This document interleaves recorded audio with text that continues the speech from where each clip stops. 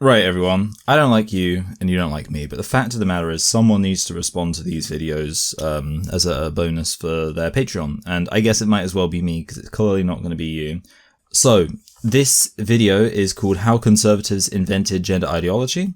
Through a quite overwhelming vote, unanimous decision, almost unanimous decision, you guys voted for me to continue responding to this, so clearly you're enjoying it, and yeah, I'll try and keep up that energy of enjoying it. He decided to fund a new organization called the Bureau of Social Hygiene, whose goal was the study, Okay, so just for the record, right now we're talking about what's the word for it? Eugenics. Obviously, that is bad. Not got anything to do with gender ideology, really. And obviously got nothing to do with being gender critical. But again, I mean, I suppose what we're waiting for is an explanation of how conservatives invented gender ideology. And to be honest, I've already forgotten how gender ideology was defined. It was defined at one point, I just can't remember how. Now, I'm not one of those people who believes that just because certain histories are tainted with bad people that we have to cancel entire disciplines. Well, I mean, weren't a lot of the original, pro-abortion people eugenicists? So yeah, obviously, that is true. You can't, say, well, because there were eugenicists involved in this movement, therefore it's a bad movement. I mean, also evolution and stuff, people involved in that were very into eugenics. But it's not just one weird guy. A lot of people involved in early sex research were eugenicists, and the Bureau of Social Hygiene's research goals were inherent. So, hold a minute. So, yeah, but if you're even beginning to imply that maybe you can, because essentially what was just said there was, I'm not about, tarnishing a whole movement based on a few people, but it wasn't just a few people. The problem with that is, are you therefore implying that the concept of researching sex is now tainted?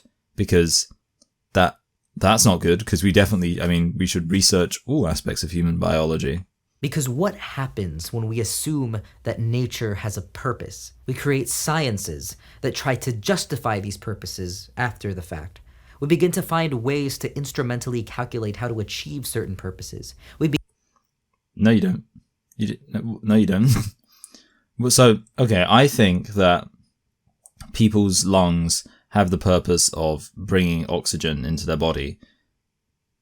Am I, trying to work out how to best achieve that purpose? No. I recognize that's the purpose of that thing, but that doesn't carry with it any expectations about how I have to behave or how other people have to behave. There is no such biological entity as sex. What exists in nature is a dimorphism into male and female individuals. Sex is not a force that produces these contrasts. It is merely a name for our total impression of the differences. Yeah, that's actually a really good way of putting it. I don't know. Frank Lilly, maybe a eugenicist, but that's actually... So basically, there is no such biological entity as sex. What exists in nature is a dimorphism into male and female individuals. Sex is not a force that produces these contrasts. It is merely a name for our total impression of the differences. So what I would interpret this to be saying is essentially, sex is not a pre-existent thing. What you have is in nature, there is a dimorphism because you've got this system with two different roles. So that dimorphism is, your male or your female, and then we just use the word sex to describe that reality. And yeah, I would say that is pretty accurate. Apart from, I suppose you could say, it's not about our total impression of the differences, rather it is describing the reality of what that dimorphism ends up bringing into being. But that point that sex isn't a pre-existent thing, I would interpret that to be kind of challenging the idea that there's some sort of soul that brings about, manifests sex into existence. And of course that's nonsense. And I imagine that's what people did think in the past. That's kind of who you are, the category you fit into, is then what produces the material reality, because that's a very anti-materialist way of thinking. Whereas obviously we have a now more materialist way of thinking, where we would recognize that the material reality is the pre-existent thing, and then any kind of categorization we make about that is our observation of the material reality. In the same way that the idea of life itself is an invisible category that we use because we find it conceptually useful, in the same way that our concepts of humor and rhyme lead us to... Okay, so just to clarify that, life was mentioned. Obviously, we need to be able to conceive of what is and isn't alive. And that's kind of the thing I wanted to get at. Obviously, we've heard like, oh, here are all the problems with understanding that like biology as having a purpose and a function. And obviously, I've shown how that is like quite a disingenuous interpretation to say, well, just because we think that biology has a function, therefore we're going to go on some kind of massive regressive campaign to impose that people act in a way that conforms to that function. Obviously, yeah, I've already explained that's nonsense. But the other thing I'd say is what you have to consider, what would we lose if we abandoned the idea of functionality? If we decided, well, from now on, we're no longer allowed to talk about biology as if anything has a purpose. I think it's pretty clear we would lose a lot from doing that. And, so one of the points I've always made when people kind of say, well, if you're saying that if you're saying that a biological male can be unable to produce small gametes, but still have a body organized around the function of producing small gametes, that makes no sense, essentially. And the counter I've always had to that is, well, if that's your attitude, then you can't have any concept of something being broken. If that's what you're going to say, you can never say, oh, my fridge is broken. Because, is your fridge running? Oh, then you'd better run after it. No. But yeah, basically, if you can't say that because, well, as soon as it stops working, as soon as it stops doing its function, I guess it's not a fridge anymore. Or you might say that the point of a fridge isn't to work in the first place. Like you're kind of like stuck in one or the other. Either you say that the point of a fridge is that it keeps food cold, in which case as soon as your fridge stops doing that, it's no longer a fridge. Or you say that a fridge is just, a collection of, like, basically has the physical, external look of a fridge, but even though it doesn't have any function whatsoever, it's still a fridge, in which case you've now made the term fridge meaningless. And again, you can't describe it as broken because, well, that's assuming that the fridge had a function in the first place, which according to you it didn't. So there are many examples where, and of course, like surgery and stuff like that, we need to be able to understand what certain organs do. And that's an example where, we do have an idea of like function and we do want the thing to do the function it's doing, but that's a good thing. And I mean, to be fair, we would generally say that we want people to be able, like we want your reproductive anatomy to be able to function. Now, obviously the disingenuous claim would be that we therefore also want people to go out and have lots and lots of kids because that's what their body is for. And no, that doesn't make any sense. Any more than saying that, like obviously we want people's digestive system to function properly, but that doesn't mean that we would have prescriptions about how much people should eat and, when and where they should expel that. Well, I do have opinions about where people should expel it, because I don't want people pooing in the streets. Am I allowed to say that? Is that bigoted? Chuck's dirty talents, in the same way that the 7-layer burrito is not a flavor in itself, but an idea. I had a KFC. I haven't had KFC since I was a kid. For some reason, my dad doesn't like KFC. And it's one of those things where, I don't know, I do think, I maintain that my dad is a, at least somewhat arbitrary person, in that he seems to have certain things that he likes and certain things that he dislikes. And I just could not tell you what the reasoning is for why he likes one thing and dislikes the other. But yeah, he doesn't like KFC. And therefore, I haven't had KFC since I was a kid. But I remember like one time I did have KFC, because I was like hanging out with someone or whatever. And I had it and I was like, oh man, this is like incredible. Wow. Because I'd never had fried chicken before. This like concept of like chicken, and you know how it is, like especially, back in the day before people had meat thermometers. And I mean, most people still don't, to be fair. Like chicken was basically always going to be overcooked.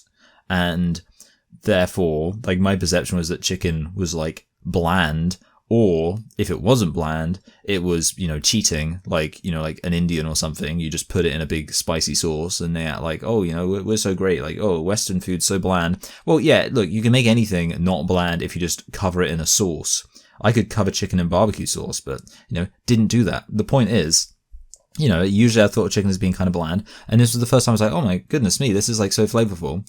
And therefore I was like, oh, if I go back to KFC, then this would be crazy. And to be fair, when I like started eating it, I was like, wow, this is like taking me back to my childhood. I'm having some real nostalgic feelings going on in my mouth right now. But the other thing I realized is that while I haven't been to KFC, I have been to just generic fried chicken shops before, and I can confirm that it's pretty much just the same. Like I've now realized that most fried chicken from most places that do fried chicken, it's all just, you know, yeah, like that.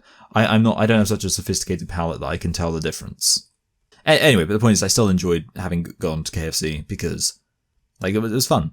It was fun to like go to somewhere which I hadn't been to since I was a kid, and I'm glad I did it.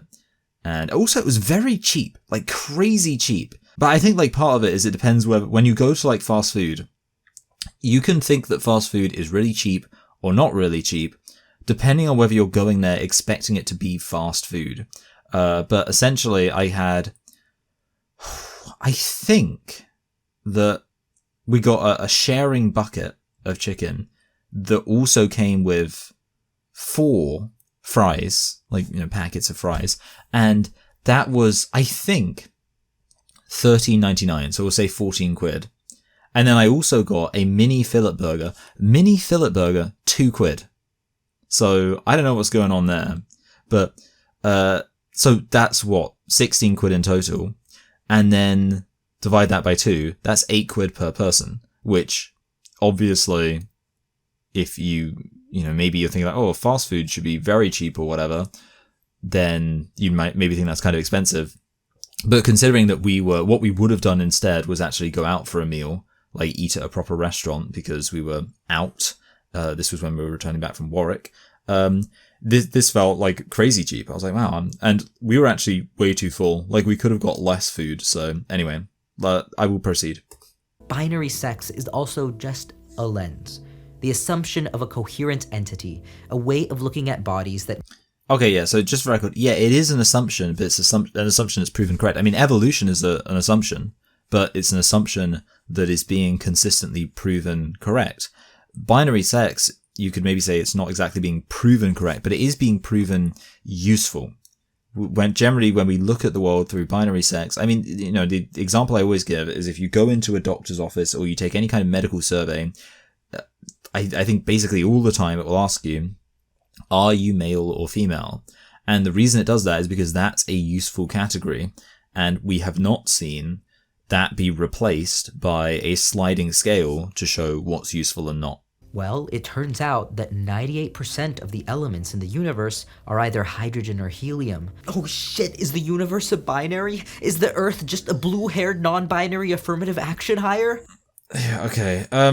So, yeah, I guess like the big issue here is that you're talking about everything that ever existed. And obviously, if you're talking about everything that ever existed, you're not really talking about a meaningful system.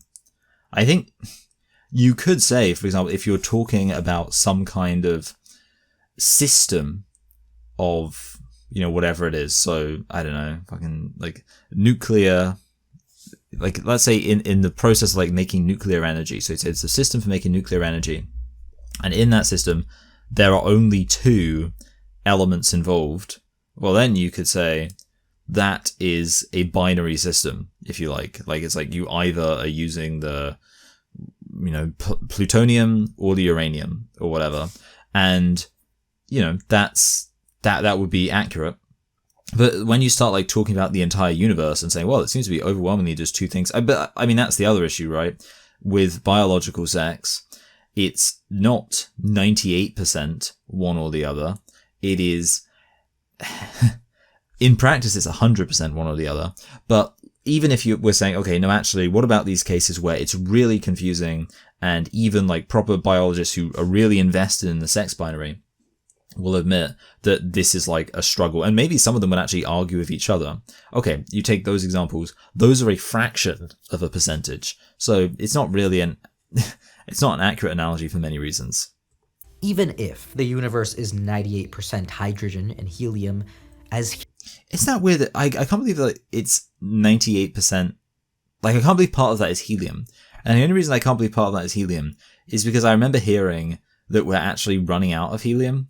And yeah, I don't know, that just makes it seem crazy that we're managing to run out of it when it's so much of everything. Humans, it's really the 2% of matter that matters. There's a lot of human history in that 2%.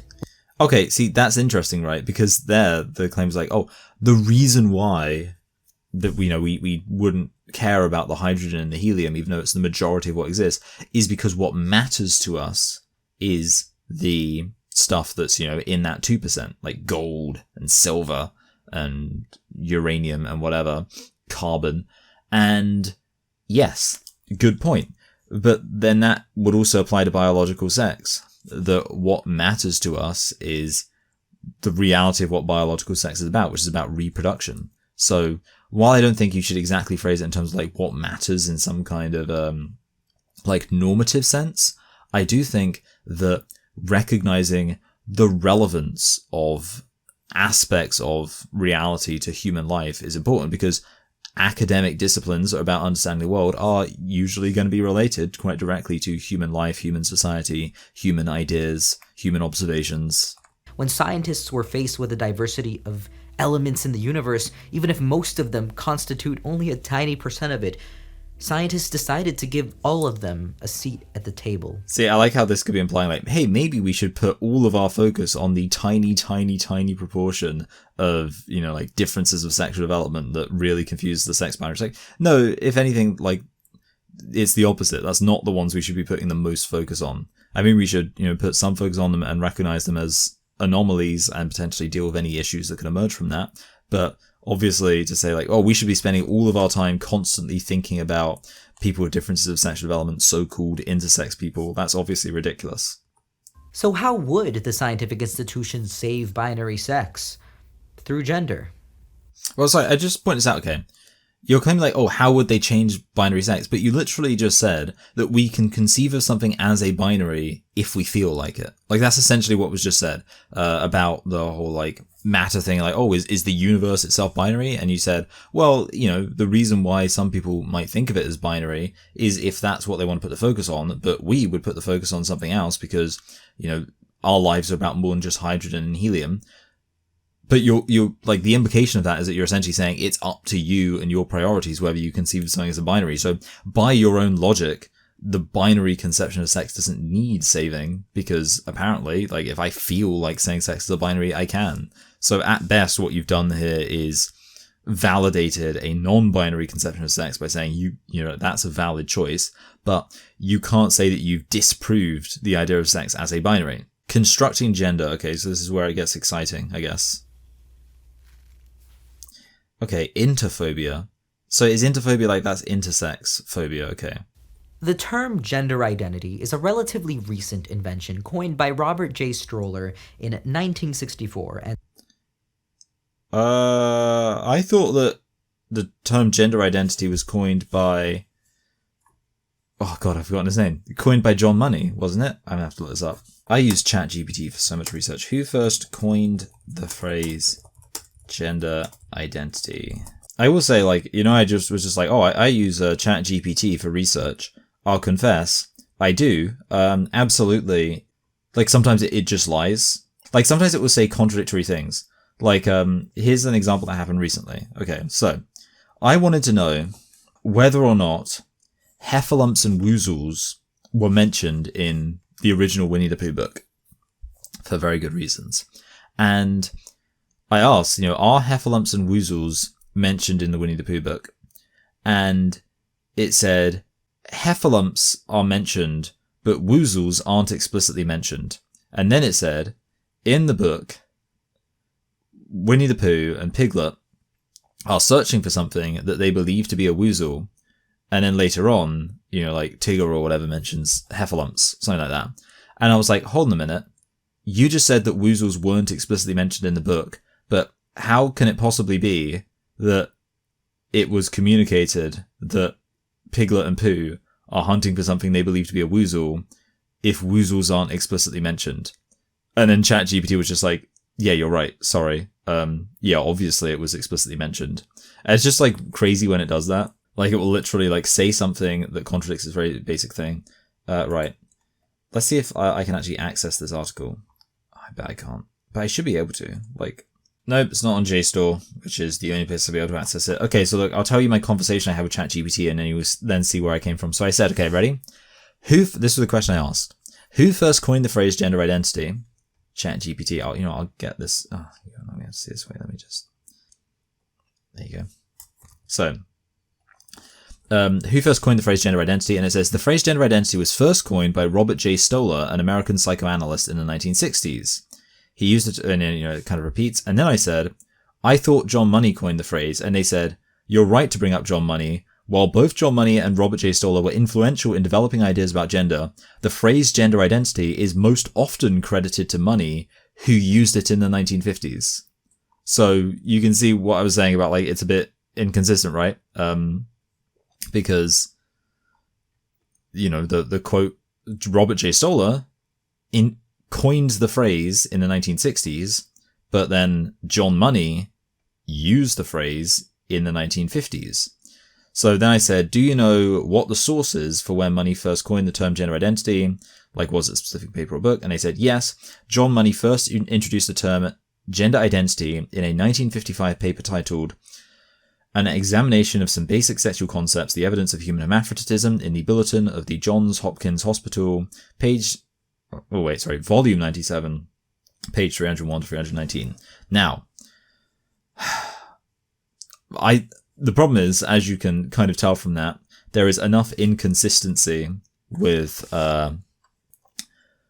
ChatGPT and like whether or not what's being said is accurate, that what I would like to be able to do is confirm that that paper actually says those phrases. What I will say prior to that is that I have heard, like, from most people, John Money is the person who coined the phrase gender identity.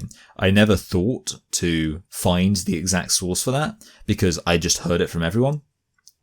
I do wonder, like, this does make me think, I don't want to be suspicious. It does make me think maybe this person has used ChatGPT to do their research, because obviously it's interesting that the first thing I got when I just asked who first, used the term gender identity, and they said Robert J. Stoller.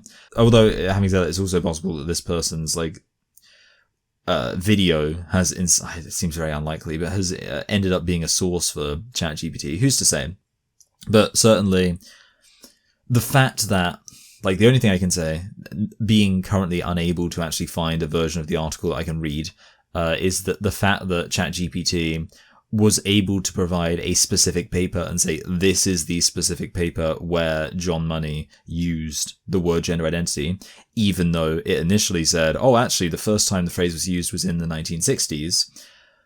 It makes me think that probably that's accurate. Maybe it's something I'll have to try and find out the exact details of. But yes, I'm going to say that Robert J. Stoller is not this person, and maybe it is because they use ChatGPT that's what, like, is being argued here. The one thing I will say is that it makes sense that people would want to avoid acknowledging that John Money was the person who first coined the phrase, because John Money was a terrible person who, like, experimented on kids and stuff like that, as you probably know. And soon after, popularized by sexologist John Money. Why don't more people... Okay, so that's a very interesting thing. Soon after popularized by sexologist John Money, that doesn't make any sense, because John Money was mostly, like, John Money, a lot of his stuff he was doing was in the 50s. So that seems to be very confusing. People know about John Money and Alfred Kinsey. Evidently, there are forces that don't want this information out. What are you talking about, Matt? I learned about John Money in second grade. Wait, you learned about John Money in second grade? Is that like a joke? What do you mean you learned? What? Everyone's talking about John Money. Have you even read Preciado? Have you read Jill Peterson? Okay, so I guess it's like a joke. But, like, I don't really get the substance of the joke, because the point is that most people aren't aware that John Money, the person who, coined the phrase gender identity, I mean, like I say, ChatGPT, I'm not taking that as my exact source for that claim, but I know that Rubble of Empires has said that, and Rubble of Empires does his research, so it should be called Research of Empires, am I right? But yeah, so I'm just going to say it, like, John Money is the person who coined the phrase, and therefore you'd think that more people would know that he is the person who coined the phrase gender identity, and that it's significant that he did all sorts of evil stuff when he came up with this incredibly important term in our contemporary society. As the anti-gender movement argues, queer wave feminists promote gender to erase the reality of sex and promote. Okay, it's just a record. If anyone who's a feminist should not be promoting gender. The concept of gender actually saved the male and female binary from confronting the complex reality of biological sex. See, this is where the video kind of like has a problem with itself, because obviously it's directed at conservatives, but there are progressive feminists and like radical far left Marxists who also have criticisms of gender identity, and their criticism, or gender ideology, and their criticism is precisely that gender ideology isn't responsible for having confirmed the sex binary, because that's not a problem, but has reinforced the idea of a rigid social binary, and that's our criticism. So the problem with, and it's kind of funny, I actually, like, it only just occurred to me now, that in a video I did not long ago, like just a few videos back, I was speaking about how essentially by bringing conservatives into the like kind of gender critical point of view, the kind of progressive trans activists will criticize conservatives for being hypocritical and say things like, hey, you're the ones who invented gender ideology. But the thing is, in making that point, they're actually therefore making our point, because our point is that yes, gender identity, gender ideology is fundamentally a regressive notion. The idea that being a woman is about performing a certain role, that is conservative. So while I've been saying, I'm excited to see when an argument's actually going to be made for that conservatives invented gender ideology, it's worth noting, even when we get to that argument, if that argument is incredibly well made, that would only bolster my point. Because my point is that, gender ideology is fundamentally based in a traditionalist conservative notion. Gender was to describe the cultural and psychological experience of the masculine and feminine. He called an individual sense of belonging to these roles gender identity. He theorized that young kids are born with flexible psychological... See, yeah, like that seems... that John Money, he called these things gender identity. It implies that he's the one who came up with the term. And yeah, obviously that's the opposite to what's been claimed so far. Money didn't create the concept of gender to advocate for free gender fluidity or to destroy Judeo-Christian Western civilization. I don't know that... we weren't shown any evidence that Matt Walsh did make that claim. In fact, Money was adamantly opposed to the idea that one could be a mix of genders. I was vaguely interested in that quote, but that's not really surprising because, this idea of being gender fluid, that didn't come along until the 2000s, if we're being honest. And he intended to use medical technology to force non-normative kids to conform to the pre-existing... Yep, sounds like a typical trans ideologue. Gender was never meant to undermine sex or advance feminist projects.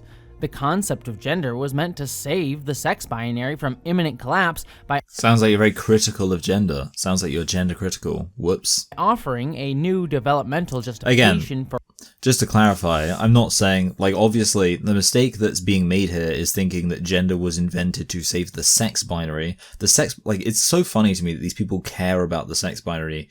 It's not actually that important. The sex binary is important for, accurately describing reality in, just as it's important that we don't say the earth is flat. And it is important for, medical reasons that we recognize the sex binary is real. But beyond that, it's not some...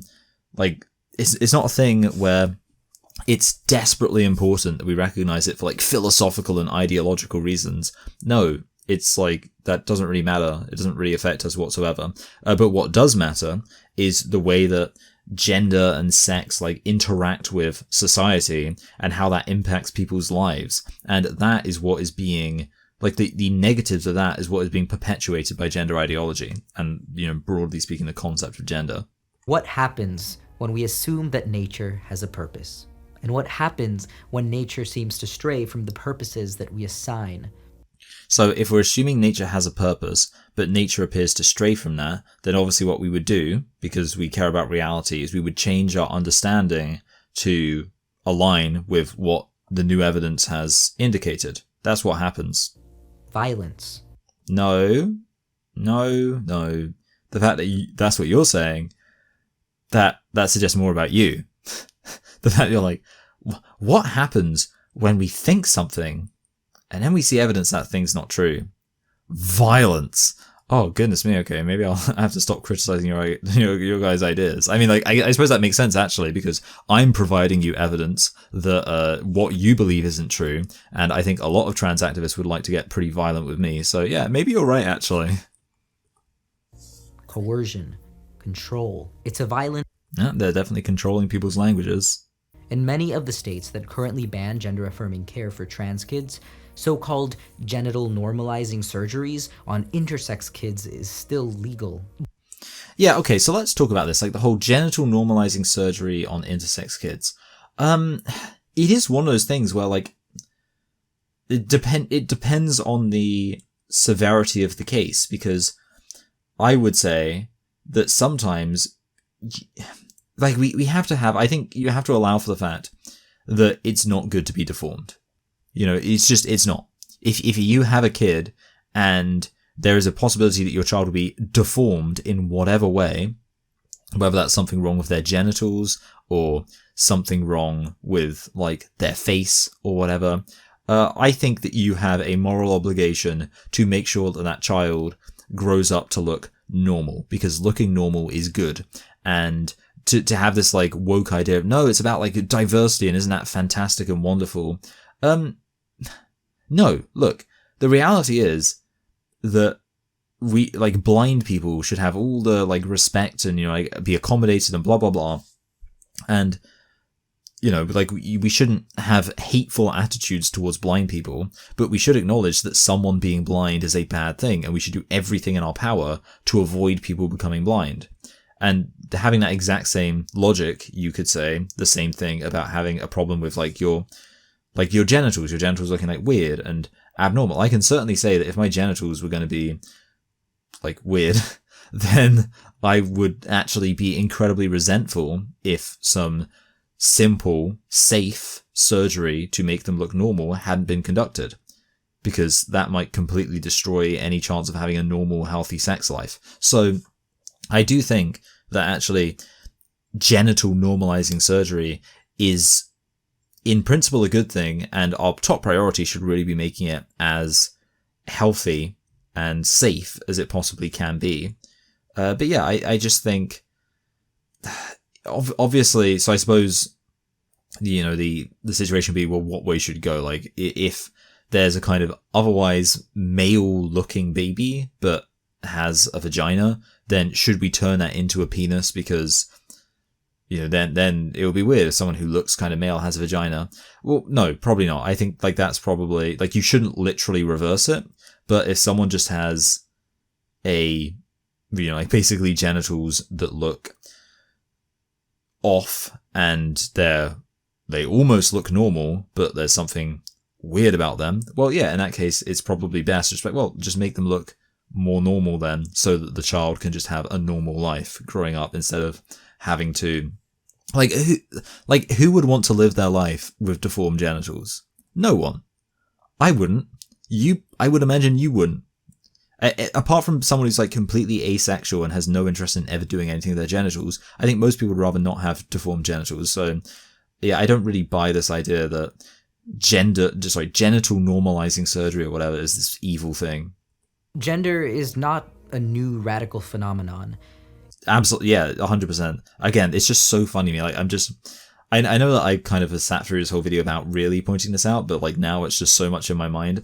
The whole point is that gender not being this new thing, gender being traditional, gender being, in some sense, conservative, like masculinity, femininity, alpha males, all that kind of stuff. Yeah, if you point out, you can kind of make conservatives look like they're being a bit hypocritical, but all you're doing in, like, making that point is validating the arguments that someone like me would make. As it's used in the dominant anti-queer culture, it is a framework that is used to put bodies on a path. Through the lens of gender, we've unlocked a new era. Yeah, this is really interesting, by the way, because I would imagine that actually, like, a lot of trans activists should have a huge problem with this, and it kind of makes me want to... I really want to look at the comments here. I'm not in the habit, by the way, of... Yeah, okay, let's see, so... yeah, I need to check this because logically, but here's the thing, I think that like trans ideologues and, you know, their enthusiasts don't actually care. They don't actually care what the people they're responding to are saying. And I genuinely think that a trans ideologue could watch like one video where someone says trans ideology is valid because trans people get surgery and they live their lives looking like a woman. And then they could watch another video saying trans ideology is valid because people have a sense of gender and just their internal sense of gender is what makes them valid. And, you know, that's why trans women are women. And then they could watch someone say that the entire concept of gender is actually a regressive conservative notion and gender's a bad thing. And, you know, like basically trans people have been persecuted by the notion of gender. And they could watch all three of those videos that all contradict each other. And yet they would like all of them because they're not paying attention to the substance of what's actually being said. They're just hearing, oh, trans women are women. Okay, in that case, I will accept that as a valid claim. And that's just insane to me. They don't actually care what's being said. So I'm going to see if there's any comment saying, from a trans activist saying, hold a minute, this is actually really harmful what you're doing here. You are relating, like you are basically criticizing gender, but gender is really valid because that's like how people have trans identity. So, okay. No. This was so beautiful and important. No. No. Nope. No.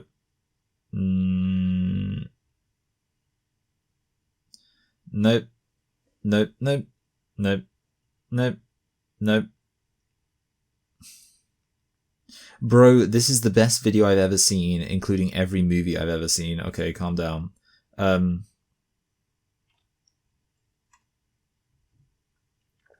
As a 62-year-old queer Englishman and Londoner, I find as I claw my way through the online world that you are, by far, among the best informed and pertinent influencers working at the start of what promises to be a not easy 2025. Okay, so this person's 62. They would have been around when, like, trans identity was fully committed to being about, look, we're like gender. We are basically men who want to be women, and that's like gender.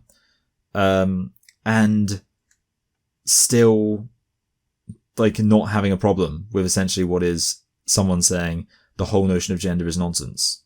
So I've read through, like, I've been reading for a while right now, and I have not seen a single piece of, like, anything from anyone saying, even though I'm sure we all know plenty of trans ideologues would say, gender matters. Gender is important. My gender identity is important. That my gender is that of a man because I'm masculine, or my gender is that of a woman because I'm feminine. This is important. And yet we have just heard this individual saying, oh, you know, gender, that's a conservative idea. Gender, that's regressive. Basically being gender critical.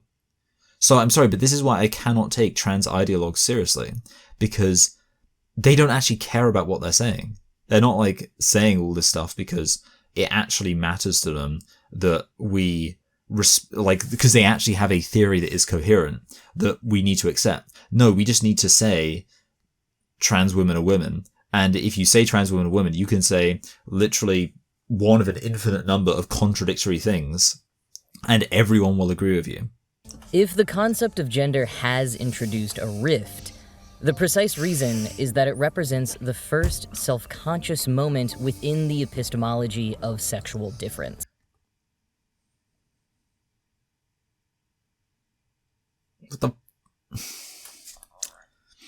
The concept of gender represents the first. Okay, well, first of all, it being the first doesn't make any sense because gender has existed since, like, the times of the cavemen.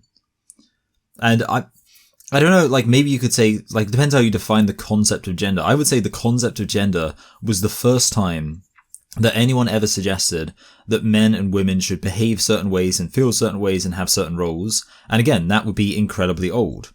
So yeah, okay, the first self-conscious moment. So I guess just being conscious of yourself. Okay, so the first time you're conscious of yourself within the epistemology of sexual difference.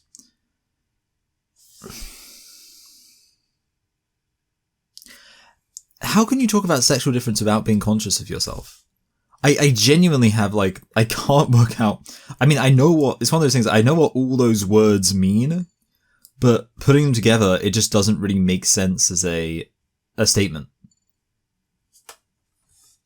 In his book, Testo Junkie, Preciado argues that the I thought there was going to be some kind of explanation of what that quote meant in detail, but, like, maybe it was just there to be, like, fluff that sounds smart. according to Preciado, The body is not passive living matter, but a techno-organic interface. A techno-living system segmented and territorialized by different textual, data processing, biochemical, political technologies. Boring. when nature could not give us purpose, doctors, scientific institutions, Sorry, nature does give us purpose. Like, what are you on about? How does nature not give us purpose?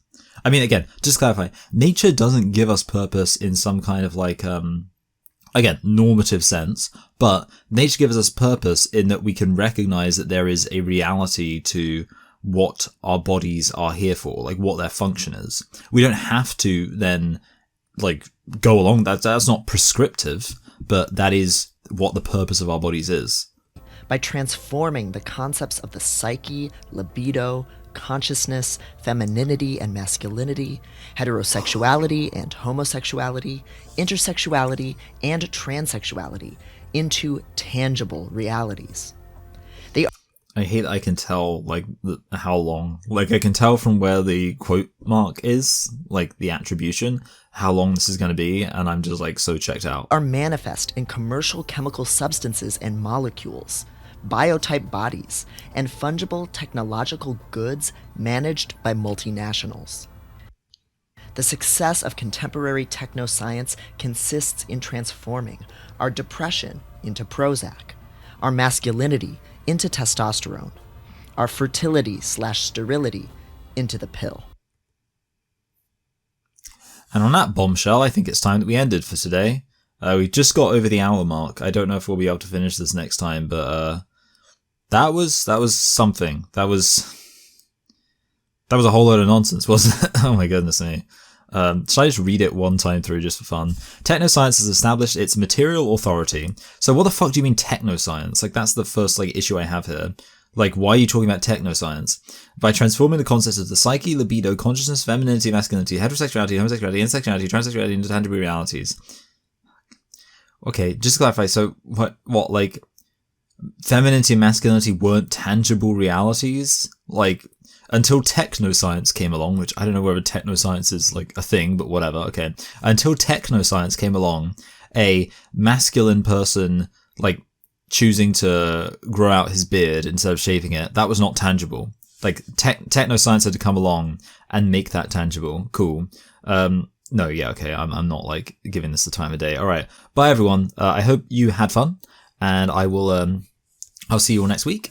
Thanks for coming. Thanks for having a fun time. Bye.